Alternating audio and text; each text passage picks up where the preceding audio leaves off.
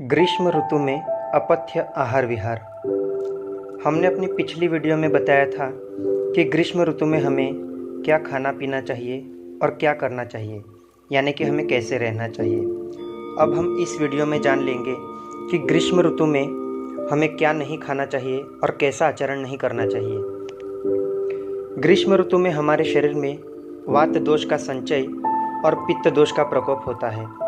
इसके कारण हमारे शरीर में गर्मी के कारण होने वाले रोग बहुत जल्दी होने की संभावना रहती है। ऐसे में हमें ऐसे पदार्थों का सेवन बिल्कुल नहीं करना चाहिए जो हमारे शरीर में गर्मी को बढ़ाते हैं, तथा ऐसी चीज़ें जो पचने में भारी है वो भी नहीं लेनी चाहिए, क्योंकि ग्रीष्म ऋतु में हमारी पाचक अग्नि दुर्बल होती है, तो जो भारी चीज़ें हैं वो पचा नहीं पाती, इसीलिए भारी चीज़ों को भी वर्ज्य करना है।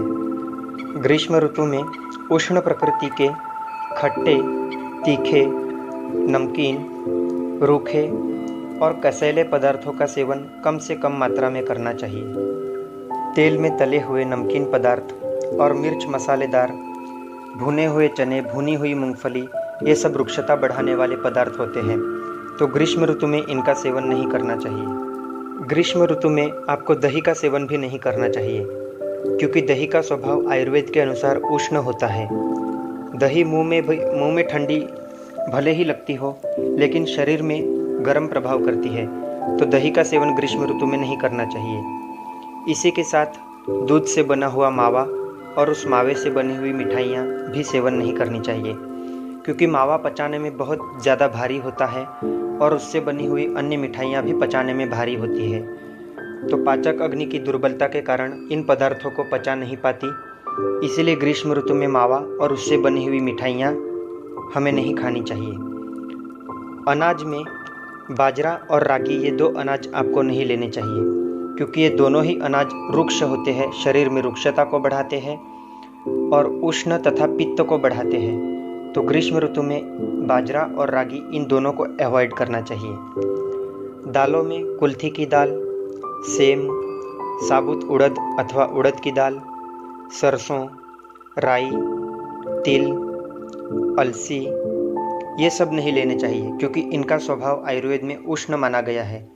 विशेष रूप से उड़द के आटे से बने हुए लड्डू और उड़द से बने हुए पापड़ इत्यादि तो बिल्कुल नहीं खाने चाहिए, क्योंकि उड़द की दाल पचाने में बहुत अधिक भारी और उष्ण स्वभाव की होती है। मांस, मछली और अंडे, ये बहुत अधिक मात्रा में हमारे शरीर में उष्णता को बढ़ाते हैं और पित्त को बहुत ज़्यादा प्रकोपित कर देते हैं, तो ग्रीष्म ऋतु में इनका भी निषेध होना चाहिए। सब्जियों में चुकंदर, मूली के पत्ते, बैंगन और टमाटर, ये सब्जियां आपको नहीं लेनी चाहिए, क्योंकि ये सब उष्ण होती है। फलों में चीकू, अमरूद, अनानास, कीवी, संतरा, आड़ू और आलू बुखारा, ये तीनों फल उष्ण प्रकृति के होते हैं, तथा आयुर्वेद के अनुसार इनका सेवन ग्रीष्म ऋतु में नहीं किया जाना चाहिए। मसालों में लाल मिर्च, बड़ी इलायची, दालचीनी, मेथी के बीज, अजवाइन, तेजपत्ता, जायफल, जावित्री, लहसुन, अदरक, सौंठ यानी कि अदरक का सूखा हुआ स्वरूप, ये नहीं लेने चाहिए, क्योंकि ये गर्म होते हैं। सूखे मेवे में काजू नहीं लेना चाहिए, ये गर्म होता है। मूंगफली भी नहीं लेनी चाहिए, ये भी गर्म होती है, और अखरोट भी गर्म होता है, तो ये नहीं लेना चाहिए। तेल में आप तिल का तेल और सरसों का तेल तो बिल्कुल ना लें, क्योंकि ये दोनों ही तेल बहुत ज़्यादा उष्ण होते हैं, शरीर में गर्मी और पित्त को बढ़ा देंगे।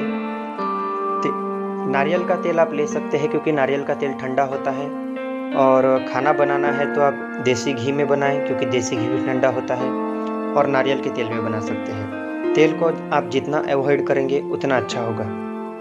बाज़ार में बिकने वाले नमकीन इत्यादि, चाट चटनी वाले पदार्थ, बहुत ज़्यादा तेल में तले हुए, ये सब व्यंजन हमें ग्रीष्म ऋतु में नहीं खाने चाहिए। एक बार में अधिक मात्रा में जल नहीं पीना चाहिए, इससे पाचक अग्नि दुर्बल होती है। कुछ समय बाद एक एक गिलास करके जल पीना लाभकारी है। ऐसा करने से पाचन अग्नि दुर्बल नहीं होगी। तथा विरुद्ध आहार का सेवन ग्रीष्म ऋतु में बिल्कुल नहीं करना चाहिए। विरुद्ध आहार यानी कि अपोजिट कॉम्बिनेशन वाले फूड्स, जिनके विषय में हम अपनी आने वाली वीडियो में बताएंगे। एकदम ठंडे वातावरण से निकलकर धूप में नहीं जाना चाहिए और धूप से आकर एकदम पानी नहीं पीना चाहिए। यानी कि आप एसी रूम में बैठे हैं और तुरंत निकलकर बाहर धूप में घूमने चले गए, ऐसा नहीं करना चाहिए। और बाहर से आने के बाद तुरंत पानी नहीं पीना चाहिए। थोड़ा रुक जाइए, पसीना सूख जाने के बाद और शरीर का तापमान सामान्य होने पर ही पानी पीना चाहिए। फ्रिज का पानी आप जितना अवॉइड करेंगे अच्छा होगा। फ्रिज की अपेक्षा मिट्टी के बर्तन में रखा हुआ जल ज़्यादा अच्छा रहेगा। ये शरीर को प्राकृतिक ठंडक पहुंचाता है। ग्रीष्म ऋतु में मद्य पदार्थों का सेवन बिल्कुल नहीं करना चाहिए। मद्य यानी कि शराब, दारू इत्यादि, क्योंकि ये उष्ण स्वभाव के होते हैं और शरीर में दुर्बलता को भी उत्पन्न करते हैं, तो इनका सेवन नहीं करना चाहिए। जो मद्य पदार्थों के बिना नहीं रह सकते, उन्हें इनमें पर्याप्त मात्रा में जल मिला लेना चाहिए। यानी कि बहुत थोड़ा मद्य लेकर उसमें बहुत सारा जल मिला लेना चाहिए ताकि उसका उष्ण प्रभाव कम हो जाए। ये नियम उनके लिए है जो मद्य पदार्थों के बिना नहीं रह सकते। अब हम देखते हैं कि ग्रीष्म ऋतु में कैसा विहार नहीं करना चाहिए, यानी कि हमें क्या कार्य नहीं करने चाहिए। तो ग्रीष्म ऋतु में रात में अधिक देर तक जागना नहीं चाहिए, क्योंकि इस समय रातें वैसे ही छोटी होती है। दिन के समय धूप में अधिक घूमना नहीं चाहिए। धूप में नंगे सिर घूमना नहीं चाहिए, नंगे पांव घूमना नहीं चाहिए। अधिक समय तक भूखे प्यासे नहीं रहना चाहिए, क्योंकि इससे शरीर में दुर्बलता आ सकती है।